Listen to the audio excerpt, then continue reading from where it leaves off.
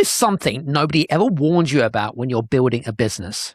The harder you push, the more fragile you get. For years, I used to believe the answer was self-discipline. The more willpower you had, the more grind, get up early, 5 a.m. starts, and you just kind of want it more, right? And every time I fell off, I told myself the same thing, that I just should be more self-disciplined. And I used to be really hard on myself. I still am. In fact, my guest today says that story is not a soft thing, by the way. It's all wrong. And she's a behavioral economist who has spent 20 years studying what actually moves human behavior. Today, we find why the smallest action might be the thing that finally helps you grow and scale. Welcome to The Business Strategist, the show for CEOs and founders ready to scale fast, lead smarter, and build a business that doesn't rely on them. I'm Adam Strong, award-winning strategist, former elite athlete, international speaker, and 3 times best-selling author. After 3 decades in business, I know exactly what it takes to grow, scale, and exit with impact. Each week, I dive into real conversations with industry experts, bold entrepreneurs, and clients navigating the uphill struggles of business, giving you the tools and the strategies to create more profit, more freedom, and more impact. Let's get into it. Now, my guest today is a lovely lady called Dr. Christiane Schroeder. She is a behavioral economist, TEDx speaker, and the best-selling author of 5 books. She is the host of the Happy, Healthy Hustle podcast, which is a top 1% global podcast, and was also named 2025 Women Podcaster in the Year in the category of education.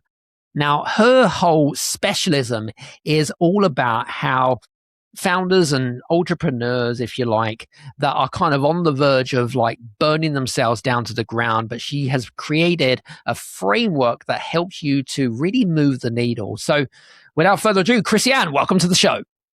Hi there, audience. Hi, Adam. And can't wait to be here. This is going to be a good one, packed full of value. So let's get the show started, right? Absolutely. Excited to be here. And you know, it's really fascinating, actually. First of all, I wanted to start off because when I read the word behavioral economist, could you give us some context as to what that is, what a behavioral economist is and what it's not? Great. Well, if you think a little bit about the size of your brain, right, this kind of like very strategic left side, like I do one thing at a time, the sequential one. And then the right side, looking more at patterns, looking more at empathy, emotions. That's really what a behavioral economist does. They're connecting the very structural economic thinking where you have constraints, where you have limitations, where you have objectives with the empathy part. How do we actually behave? Because guess what? Humans are not always acting rational. Frequently acting very irrational. And that's really what behavioral economists do, that they try to really figure out, all right, so we know humans are not acting rational. How can we take advantage of this irrational thinking and still steer them in the right direction? Because guess what, audience? There is hope. And we're going to talk about it today. Very good. You know, it's really interesting because I really didn't, it's the first time I've actually heard of that title, behavioral economist, because I just thought, okay, well, maybe it's just like some sort of mindset coach type of thing. Do you know what I mean? Like, and I'm sure that you probably get that in conversations with people on podcasts or whatever it is. In terms of, I guess there is a lot of subtle differences though between the two, because you're actually looking at the brain and how it operates, right? Compared to a conventional mindset coach. Yeah. And of course, I do have all the economics behind it. Because if you think about it, at the end of the day, it's always subject to a constraint. I mean, and if we are really honest with ourselves, most of the time it's money or it's time, right? Those are the 2 constraints in our life. So Yes. a mindset coach might change your thinking, might give you motivation, might give you willpower. But at the end of the day, what I really do is I even take it a step further. I say, all right, with your new thinking, and the time that you have, let's really focus on what you can do in your life today. And that's really what I'm all about. I'm all about making it work work for your particular personal constraints. Because we're all different, but That's we right. all only have 24 hours, right? Nobody has more than that. So that's really the constraint that really overarches everything. Beautiful. Love that. For you guys, by the way, that are listening in, make sure that you got a notebook and pen handy. It's going to be a really interesting topic about what we're talking about today, because I know for a fact that we haven't really touched too much on what we're going to be talking about today.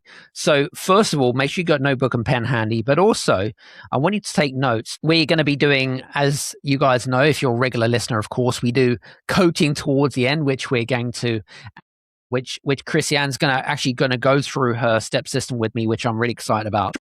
We taught in your book, I think it was in your book, you talked about that. So I'll just give you some context. So for some of the listeners who know me pretty well, I used to be an elite athlete. So I used to study and train with some of the, in Olympic standard, long distance running. So it's, you're at the top of your game, right? And one of my core principles of being in business was, and one of the things that really kind of got me to where I am today, Christiane, is this kind of principle of self-discipline. Now, what you're saying is actually, well, hang on a second, Adam. That's not entirely true. But okay, so if it's not entirely true, what is it really? It's a tool that we can all use, no matter how disciplined you are. Okay. You're essentially just going to shrink your goal into the very smallest step possible. And I love, Adam, you mentioned the step principle. And it really starts with exactly that, with simplification. We are also used to the 20-page PDF, the 1 hour Zoom call, the 3-hour training, and the long, you're an athlete, right? The long prep to get ready for something. Well, in order to be an athlete, you can even break it down into small steps. So you don't need to be disciplined and run a marathon. If you don't like marathons, you can just take a small step and go for a walk. You can still call yourself an athlete. And you don't even need the same discipline to keep going and going and going and thinking, my gosh, this is so hard. Because at the end of the day, it's really a simple thing. We all have to move somehow, but we don't have to have the discipline to reach the elite level as you did at one point. So it really comes down to simplification and taking off the whole filter of, I have to accomplish this because everybody else does. No, you just do it in a way that it works for you, and you simplify it in a way that it works for you. It's interesting. I mean, what worked for me works for me, but I also understand that it doesn't work for everybody. Yeah. And so I get that. I think one of the things, though, is this kind of like differentiation between if someone finds it difficult to, if you take, say, something which is very big and audacious, like a big goal, for example, right? It can be very overwhelming for a lot of people. It's like, oh, holy shit, right? That's humongous to a lot of people. But to someone like me, like I'll just chip it away, and that's just how I operate. But then how do you then, with the people that are here listening in, for example, that do become overwhelmed because they've got too many plates they're spinning, or they've got families to run, or they've got, certain responsibilities. But what do you say to those founders? What do you say to entrepreneurs like that? I always say, don't compare your day 1 to Adam's day 100. How many episodes have you published, Adam? On the podcast? Well, depending on when you're listening to this, ladies and gentlemen, it's 405. Yeah. So don't compare your episode 1 to Adam's episode 405. Because you're setting yourself up for failure before you even got started. I mean, he had the discipline and kept going, but who says that you can't do that? Because I'm sure there were many days when Adam was like, you know what? I really don't know. I mean, this is kind of tough. And this last episode, there was a lot of work. And we all have those days. I call it the rule of thirds. Great days. That's great. That's a third of the time you have a great day. You're like, oh my gosh, this like podcasting is like a breeze. A third of the time is like, okay, it's like, well, that last guest, I don't really know. And then the third of the time, it really kind of sucks. You struggle, right? So the discipline that we're talking about right here, Adam, is really that that it's going to be the rule of thirds. You know that there is the great, the okay, and the this is a struggle days. And you keep going because the pendulum swings this way, the pendulum swings that way. Maybe on episode 298, you thought I'm going to give up, and you didn't because you knew there would be a better episode coming on episode 299 or whatever. So this is really audience. This is your most important thing. Discipline is not really like a genetic trait that you can't have. You just need to be aware that small steps will build momentum. So you can break it down as small as possible and it will be your own momentum. And that's just the trick about all this, right? So behavioral economists know that there are days when you procrastinate, when you don't want to do it, the rule of thirds, but you know that there will be a better day when it's going to be easier. So you just have to push yourself on that day. And if you can't push yourself, then break down that step into a small enough step that you could take on that very hard day. And then you still did something more than zero, because done is always better than perfect, right? Absolutely. No, 100%. It's only human nature that we all have good days, bad days, average days, right? I mean, it's only human nature. But, one of the things that, and again, I used to be extremely, and I still feel like I am somewhat hard on myself. But I think most entrepreneurs are hard on themselves if they feel like they've had a bad day, for example. Is there any advice for people any advice that you have for some of our listeners that have, bad days? They feel shit about themselves. Like, is it just a matter of, okay, press the reset button and just not work and just feel bad about yourself? Like, how do you get around the whole kind of guilt trip of, I feel bad because I've had a bad day and I don't want to go into the next day feeling like shit? Like, how do you kind of like not motivate someone, but how do you kind of like make them not guilty about it? Hey guys, me again. And I just want to remind you about the Exit Readiness Assessment, the most amazing tool for CEOs and founders that are looking to build a self-managing company. This will help you to identify what's blocking you from helping you to step out your business operations and effectively scale up and eventually exit over the next 12 to 36 months. It gives you a personalized report and you can complete it in less than 4 minutes. All you have to do is head over to readytoexit.scoreapp.com. That's readytoexit.scoreapp.com to get your personalized score. Enjoy. Oh, that's a good question. Well, let's give this whole thing a name. So this whole small step thing. Yes. I have a trademark. I call it petite practice. Okay. And I use what's called the step system. You already mentioned that. So the petite practice is, as inherently says, it's a very small step. And guess what? The step is a practice. Mm-hmm. So let's say you go back to this day and it's just like, oh my gosh, this is horrendous. I am struggling. I'm just not having a good time. You got to keep in mind that the whole thing was just a practice. The small steps that you took, you didn't know ahead of time that it didn't work out. But if you wouldn't have taken that first step, you might have regretted this forever. You would have been like, well, I wish I would have. Here I am sitting on the sidelines, just not doing anything. So you need to keep in mind, by taking the first small step, you don't know what the outcome is going to be. It's a little bit like standing at a road and you're like, well, it could be really great, or it could be just really miserable, quite honestly. You just don't know. But the good thing is that because you tried it out, that was your, what I call fail, right? Your first attempt in learning. And then the second time around, you might just get to a point where you feel much better about yourself, your second attempt in learning. So for me, it's always a little bit like in a jukebox where you push the random button and a song comes up and you're like, oh my gosh, what is that? And then you skip, right? Because you don't like the song. Well, in life, we can't do that. We can't just like skip to the next day because the day is still there. But what you know is there will be a next day. And on the next day, the song might start, your day might start, and you're like, oh my gosh, so much better. Thank you, whoever chose that one on the jukebox.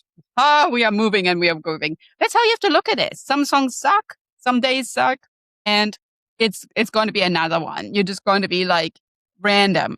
Next one. We don't know it. So in terms of, I mean, what you're describing to me sounds like habits, really, in a nutshell. It's habits, right? So, I mean, you in the world of behavioral economy, what does like science say about habits in terms of like, what is the not the failure rate, should we say, for habits as such, but I always kind of add the analogy is that it takes 28 days to, I suppose, cement in to your subconscious, 28 days to build a habit, right? But what does the science say about habits? Like, what is the actual number in terms of practice and habits and goals? What's your thoughts about that? Have you studied and looked at that and why certain people fail at day 15 or they fail at day 30? Has there been an average? I'd love to know what your thoughts are about the science Yeah, behind it. 28 is ambitious, I have to be honest with you, because that's not Okay. even a month. I Right. usually think it's about a month and a half. Okay. And let's just anchor this because I live in California. Let's anchor this around the United States Yep. calendar of Yep. January 1, New Year's resolutions. Yes. We're trying to start with good habits. And then about a month and a half later, this is what I'm thinking about, 41 days is usually Okay. when you're at that fork of giving up the habit or continuing. Is in the United States is a really big day. It's called the Super Bowl, right? It's this really big event of football Yep. watching. And along with the football watching comes the biggest feast of junk food, right? Yes. We are not talking, you are like eating the celery sticks and the carrot slices. We are talking, the nachos and the cheese. And so, habit, January 1, 41 days later, you're like, oh my gosh, yeah, I am at the Super Bowl. And so now this is the important thing that is different between my thinking and, let's say, like an atomic habit Yes. or a habit in general. The way that I teach is I say, great, so have your Super Bowl Sunday. And guess what? On that day, you could break your habit of running for 3 miles, of eating the carrot sticks, of having the celery juice, whatever you do. And on the next day, you can pick it back up.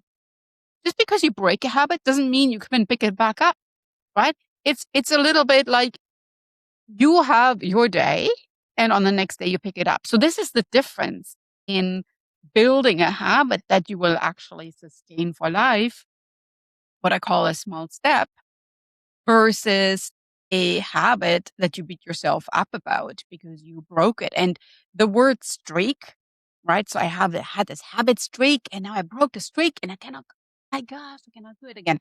So maybe for 41 days, you were great. So write that down, 41 days, put it on a sticky note and say 41 days. Oh my gosh, I did this for 41 days. Oof, I built a habit. And then Super Bowl Sunday rolls around. You're like, oh my gosh, I got to have the nachos and cheese. Cool.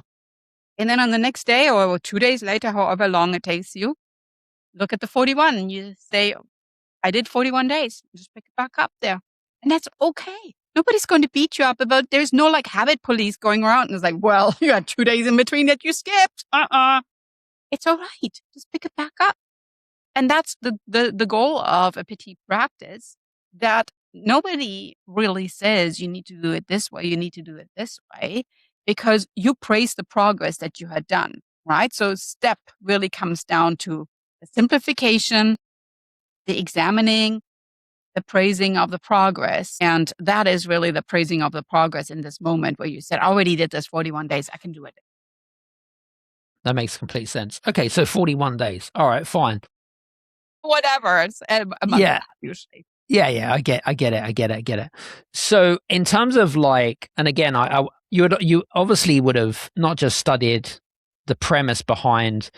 I mean, I know that you created the petite practice framework. What about kind of the brain? Because there's a lot of chemicals that are released certain points in time or whatever it is. You've got willpower, you've got motivation, and things like that. How does like a big goal like starve the brain and the small one feeds it, like, and what's actually happening in the brain? Is there a lot of oxytocin that's being released? Is it dopamine hit? Like how does that, tell me a little bit about that. Well, if you think about a big goal, and I love how you mentioned that, it's a little bit like a fear response Yes. to where you look at your big goal and you're like, there's no way I can do this, right? And you just totally start procrastinating. And in that moment, it's nearly like you're scared, and because you're scared, you become immobile. It's Yes. like, oh. So now think about this dopamine, oxytocin that is released whenever you get the small wins, right? The Yes. big feelings that you get from a Yes. small win. The feeling when you leave the recreation center and you just did a workout, or you called a friend and the friend really was appreciating the kind gesture. Like I said, it doesn't always have to be like a movement. It could just be like a word, a voice, a Yes. gesture, the time that you spend with others instead of sitting by yourself and scrolling through social media. So that's really what you feel in that moment. It's the small jolt of joy. And that is what you need to remember on the next day when it gets hard to do that again. Because all these small little, you know, like say like it's a little bit like, it's a little piece of chocolate versus like eating the whole chocolate bar. That's true. That's true. Too much of a lot of staying is obviously a bad thing, isn't it? So it's a little bit like, in the movie Forrest Gump when he Yeah. says like life is a box of chocolate, right? You never know what you're going to get, but in general, it's still like a piece of chocolate. So it's like, oh my gosh, it actually is kind of nice, but sometimes some things feel better than others. So in your brain, it's still the anticipation of the joy that you get. And the more you do these small acts, whether it's kindness or it's movement or it's for your business, the more you will anticipate the small joy that comes along with that. So you need to think a little bit. It's not just like getting the big goal tackled, but rather shrinking the big goal down into the small pieces and accomplishing one piece so that you feel so joyful that on the next day you can tackle that second piece.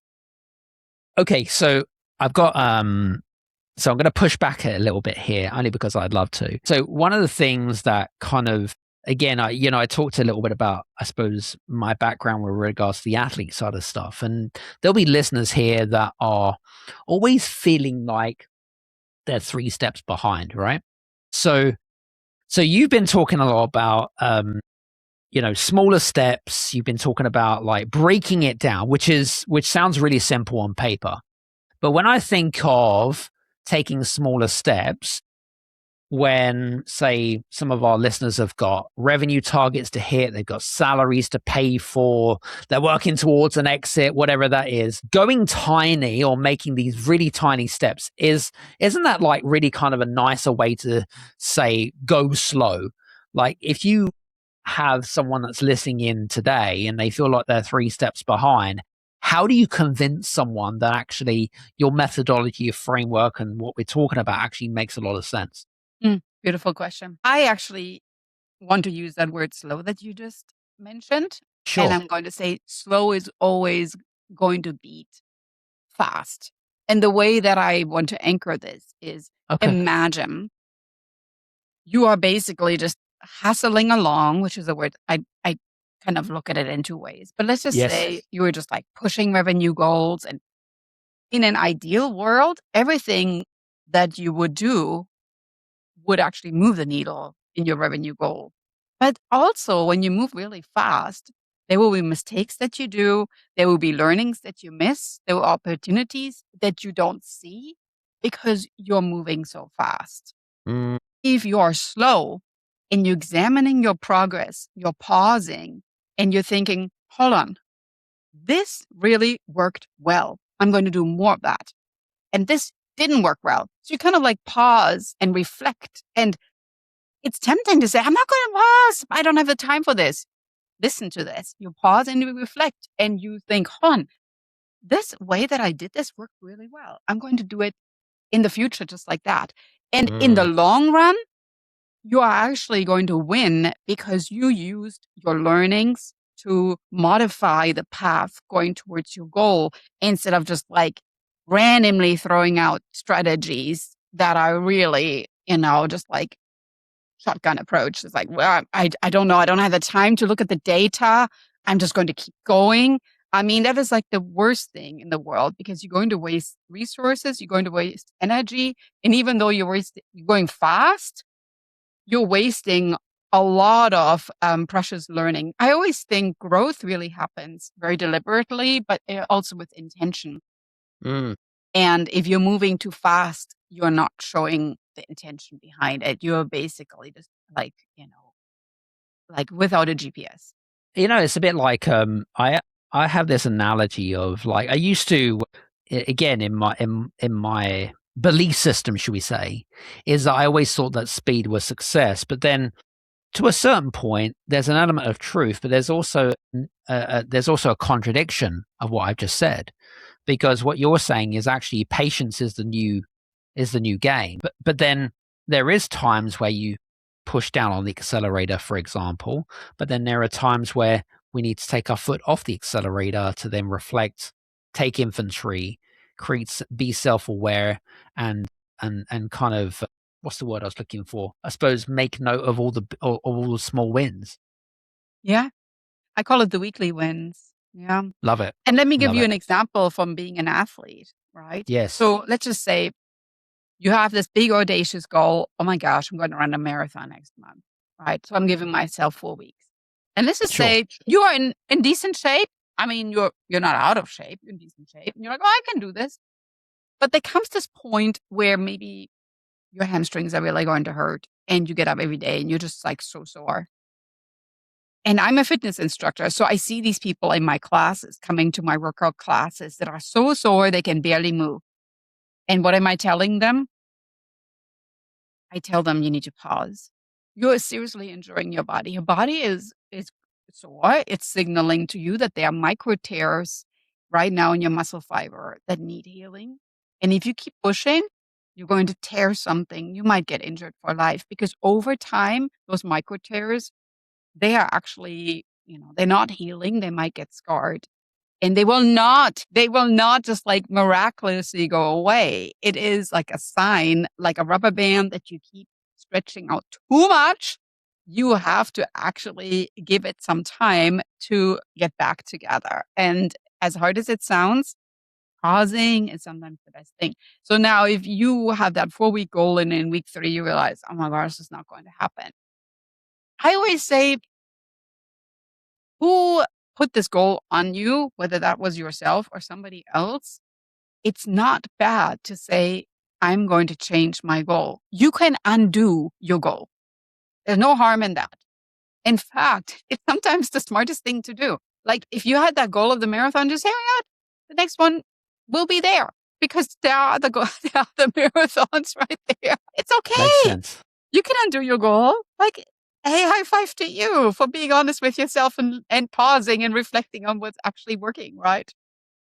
I mean, I can so relate to the whole kind of micro tears and things like that and the elastic band. I think that's a great metaphor. As I just want to praise you for that because I think that that's definitely something that I can relate to 100%.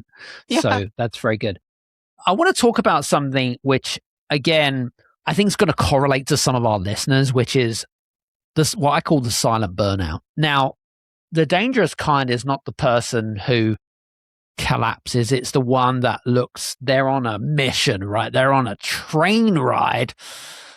What is it? What's the tell? And kind of give us is there a 30-second self-check that you kind of would give to people here listening in that someone can maybe run on themselves, like I call it like a health check. If they're in the car right now, if they're on the treadmill right now, or whenever they're listening, what is maybe a self-check that they can use on themselves that actually might be, you need to look for these are the red flags, this is what you need to look for. Is there anything that kind of springs to mind? Beautiful. I love this. And I love the comparison too with regard to when you said the silent burnout, because it ties in exactly with what I'm going to tell your audience.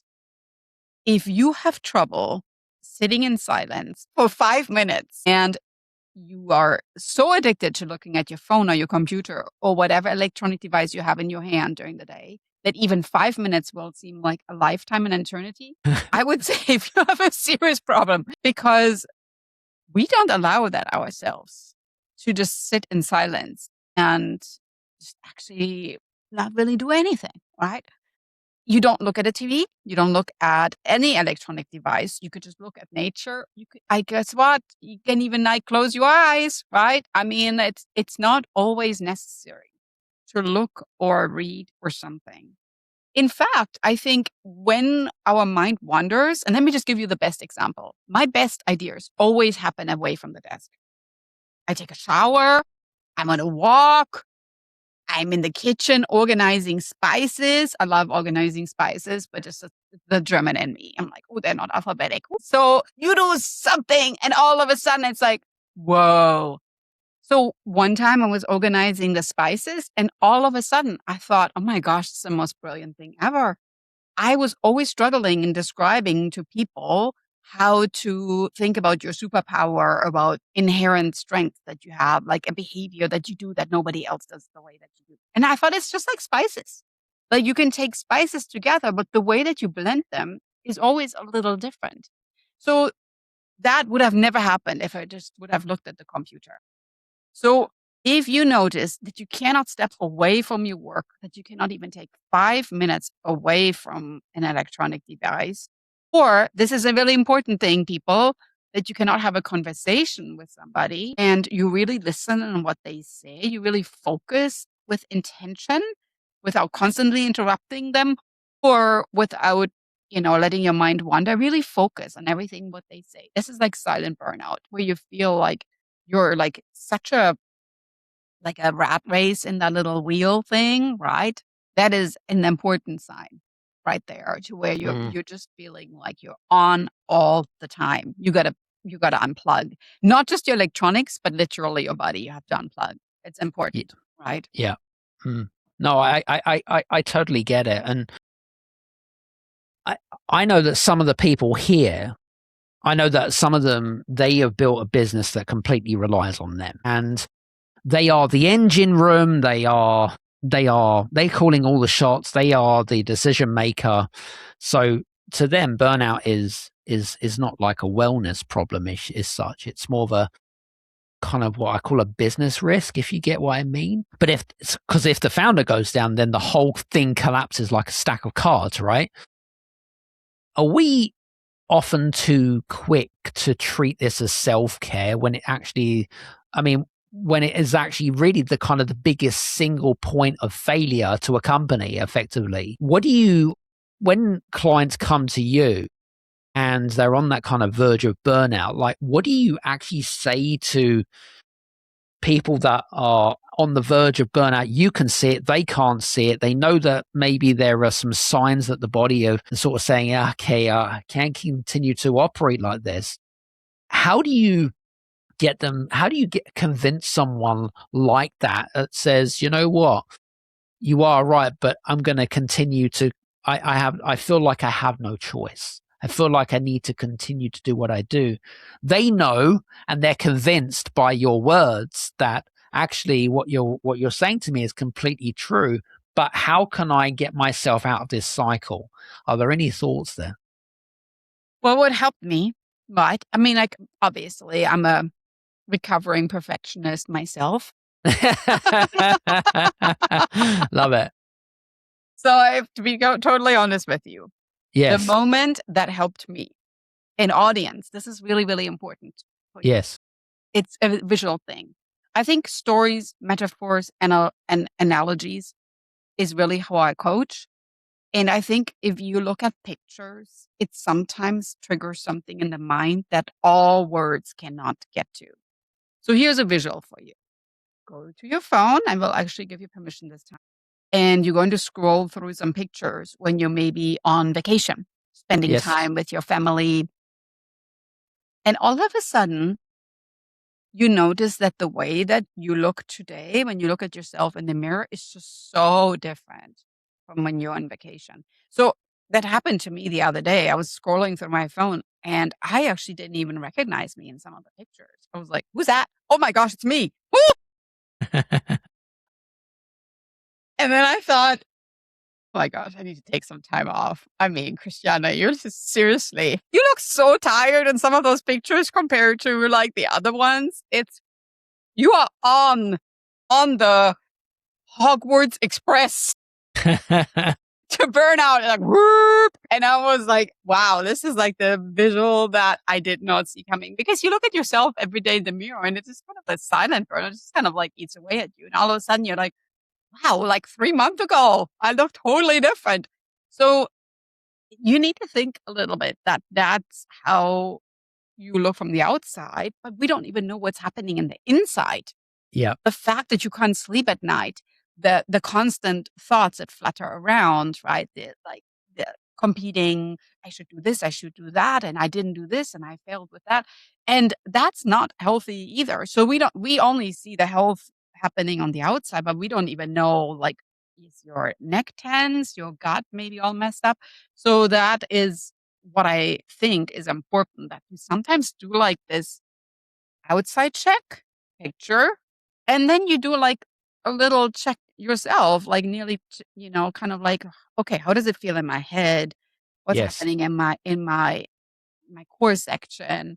Do I actually feel grounded, or do I feel like I'm just kind of like, floating through life because I'm going from one deadline to the next deadline?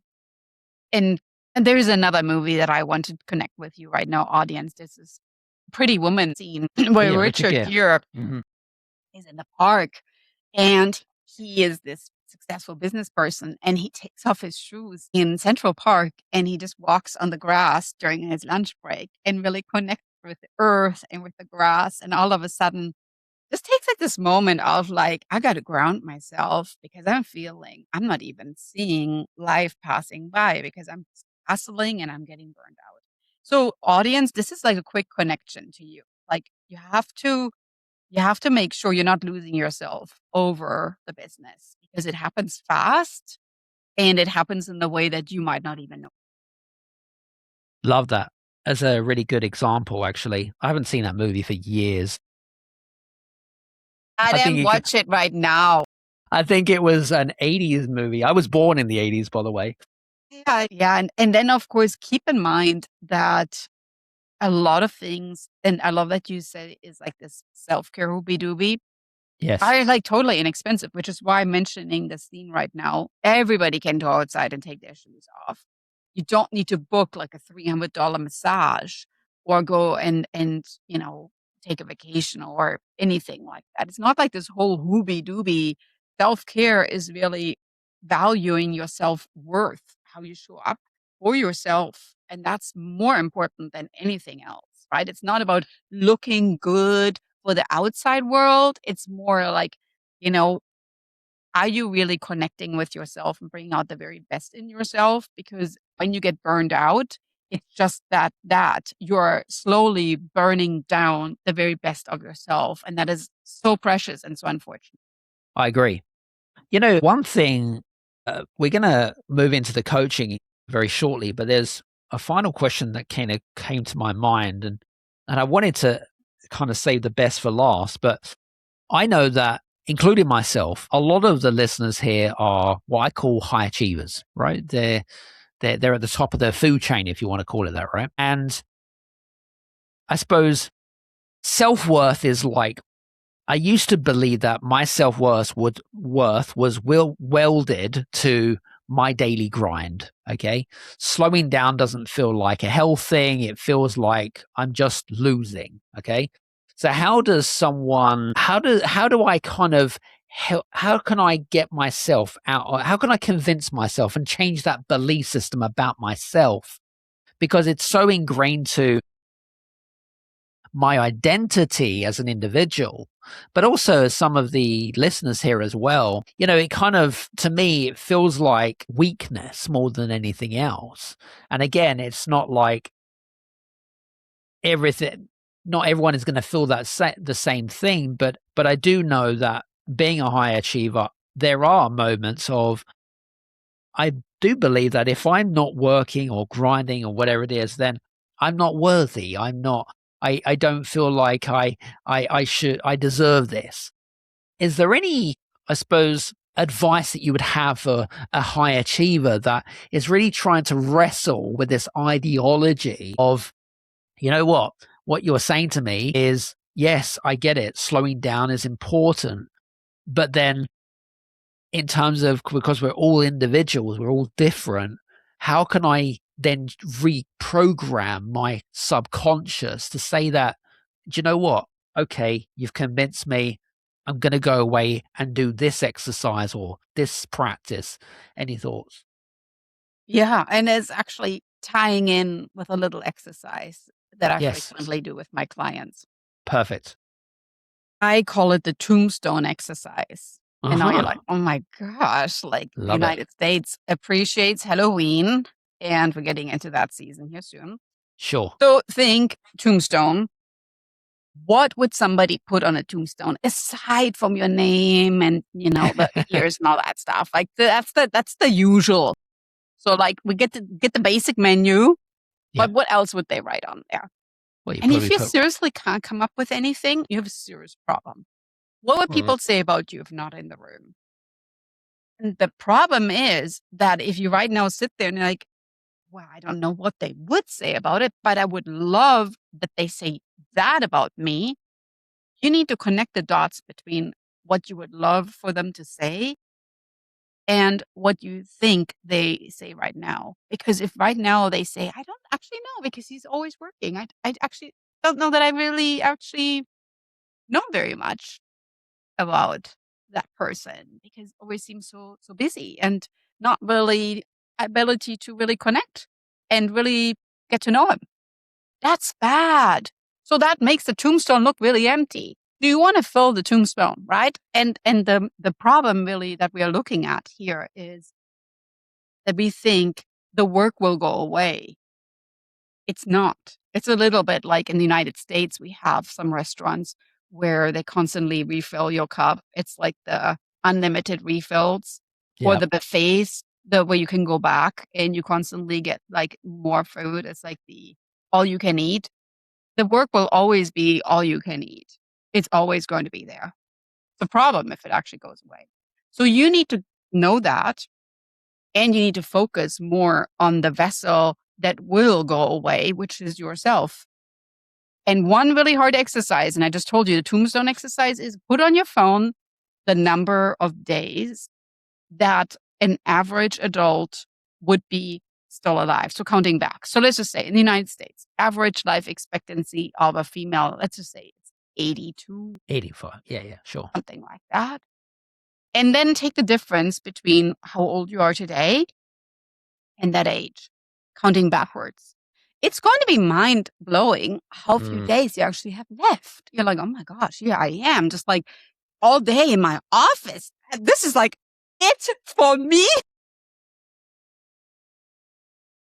Gotta do something, right? And then all of a sudden you're like, whoa, this is intense. Then you actually might start moving. And you're going to connect with people, and you're going to make sure that when you leave the room, they actually say something about you that you want to hear, and not just like was always busy, never paid attention, never saw, blah, blah, blah, blah, blah. All of a sudden you're like, I have to build some I have to build some sort of worth here, some human capital, right? It's a good reality check, as you just kind of alluded. So that's great. For you guys that are listening in, by the way, I hope that you're enjoying our conversations first and foremost. We're now going to move into coaching. So we're going to do a quick episode here, and I know that Christiane is she's created the framework that she's going to walk me through. What I really want you to take into consideration is that I'd like you to be able to think, how can this apply to you? Okay, very important. So again, stop what you're doing right now. This is the most important part, okay? And let's get into it. So how do we start? How should we start this, Christiane? You tell me your biggest goal that you have. Okay. My because biggest that's what the goal. whole episode was about, how we can change our behavior and Yes. tie in habits that are maybe healthier. Okay. All right. So let's put something out there then. What's a big goal that I would like to achieve? Very good question. I would like to achieve. I would like to acquire a number of companies and create a group, which is all about helping you guys that are listening in, by the way, around scaling and exiting. So yeah, so that's my goal really, is to add some more value to what we're doing with our clients, Christiane. And yeah, that is the big thing for me, is around making some business acquisitions and not being kind of, allowing someone else to take the reins and enjoying a good life at the same time. Okay. So, and I think this was a really big, audacious goal. It's a very big, audacious goal, by the way. You didn't just say one company, you're like multiple companies. Multiple companies. Like, I mean, like not just one or two. Yeah. Like, how many are we looking at? Like 5, 10? More than that? We could start with 3 to 5. Oh, okay. Right. So we got this as a goal. Yes. So in my very first step of coaching, and we are going to use the step system, audience, right? So if you right now follow along and you have your notepad out there, we're starting with the S for simplify, just like the first letter in the word step, simplify. Okay. Yep. So Adam, how can you simplify the goal of acquiring 3 to 5 companies to scale?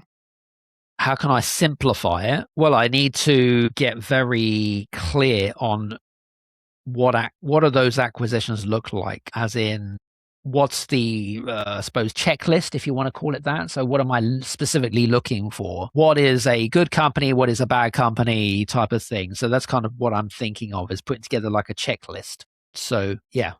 Yes. Good. So you have your big goal, and what you just built for me when I asked you to simplify it was a little bit like a ladder, or like if you think like a step, like a staircase. Yes. You built to me the Yes. staircase. I get Because it. I love it. You even mentioned the word checklist, right? A checklist means there's multiple boxes you can Yes. tick off. Ultimately, we're not aiming for one day, but ultimately, what I'm going to ask you now, and this is a really, really important thing you always have to write on your goal list, is you have to tell somebody that this is your goal. So the first thing is you have a big goal. Second is you simplify your goal, and you have ideally a checklist, or you have multiple sticky notes, however visually you operate. But now the third one is, so basically simplify. Now we have to tell somebody, that's your T. Tell Okay. somebody that this is your goal. And you can even show them the checklist that you simplified. But whom would you tell about this, Adam? I'd probably tell my wife. Lovely. Does she know right now?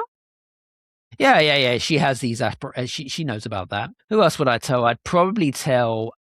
So I have a kind of a small circle of trusted advisors, if you want to call it that, to get their input about it. And it's always good to get input from some trusted advisors, which I call friends.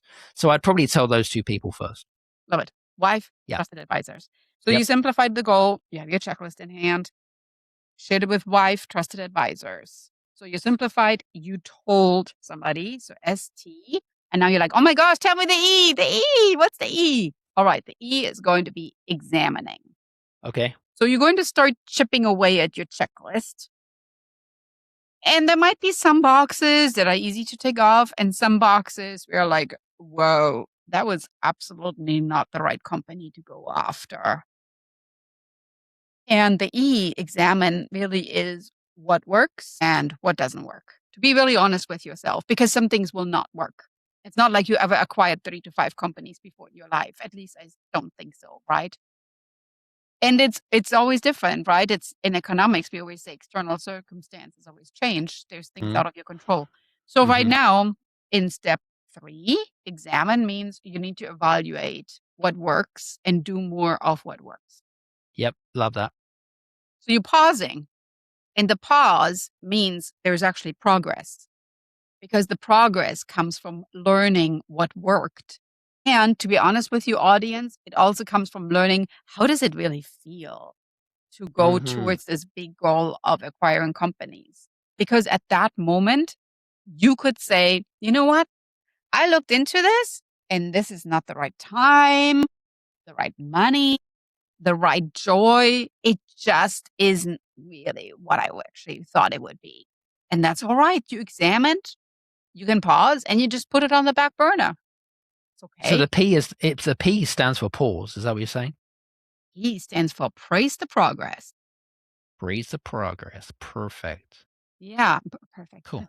And actually, the progress means you look at everything that you have done leading up to this, you simplified, you told, you examined, and then the P would be praising, because you need to always make sure that every little milestone, every little checkbox that you tick off, Mhm. that you are taking a moment to appreciate that you're doing that progress. Well, I think this is actually, I mean, it sounds really super simple, right?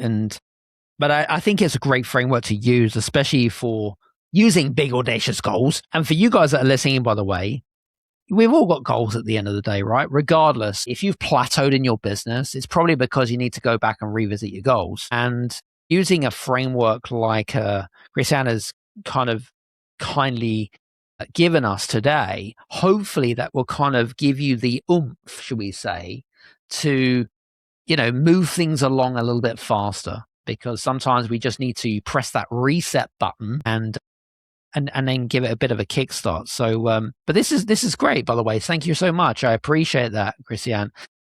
Well, it in my framework, so we have the STTEP, praise the progress. So everybody's thinking I end at praise the progress because I'm good, right? I'm proof I made Makes progress and it's sense. all Makes good, sense. like jolly party. There's one important element. So if you think this is a formula, the S plus T plus E plus P, that the summation of this leads to change. The most important thing is that you are actually repeating these steps over and over and over again. That the consistency is what will lead over time to the habits that you keep going, or the habits that you keep flowing because they're not doing you any service, right? So the repetition is really you taking the letters, the summation of them, and you build repetition into this. So if you feel that the framework of what we just walked through was great over whatever, a month period, in the next month, you just keep repeating that framework and you repeat it. So no matter what in life, repetition is really what at the end of the day leads to progress. So it's just that you feel I need to anchor this to something that I'm doing. And the anchor is really the repetition. I mean, again, I'll go back to my athletic days. The reason I got good at something is through repetition, right? The constant repetition. But there's a great book called The Compound Effect as well. So compounding, which is similar to repetition, of course, which is rinse and repeat. Yeah. Taking inventory, reducing stuff that doesn't work and replacing with things that do work. That to me makes a lot of sense. So, but it's good. So I've actually put an R at the end of that framework, which I think is the right letter. Good. R. Yeah. Very good. Excellent. Super duper. So, first of all, for you guys that are listening in, we kind of come to the end of our conversation with me and Christiana, and it's been a fascinating conversation. First of all, if you got a lot out of today's conversation, or if you have any questions, any thoughts, or whatever it is, feel free to reach out to her on social media. We'll put all the links below, by the way, and make sure that you go and check out her new book, which comes out, I believe it's August 16th. Is that right? That's right. It's August 8/16. Easy to remember. There you go. August 16, 2026, depending on when you're listening to this, of course. So make sure you go check that out. Now, remind me of the title. Petite practice. Couldn't be simpler. Easy. Petite practice, which is what we've been talking about at the very beginning. So, well, first of all, I just want to say thank you so much for being on the show today. It's been great, right? It's been quite lovely. And if you, audience, if you feel, that you have any follow-up questions, please feel free to reach out. But in general, of course, I would love also to hear what your goals are and how you're using that step framework to reach it. So sharing is caring. Let me know what your goals are and how you're progressing. Because remember, we talked about the tell. I could be the person at your shirt. Love that. Love that. Some good stuff. All right, guys. Well, listen, I hope you've enjoyed today's episode. Feel free to make sure that if this is the very first time that you're listening to the podcast, of course, make sure that you hit that follow, subscribe button, either on YouTube, Apple, Spotify, whatever your podcast platform that you're listening to. So for me and Christiane, thank you so much. And we'll speak to you soon. Take care. Thank Cheers you. now. Bye-bye.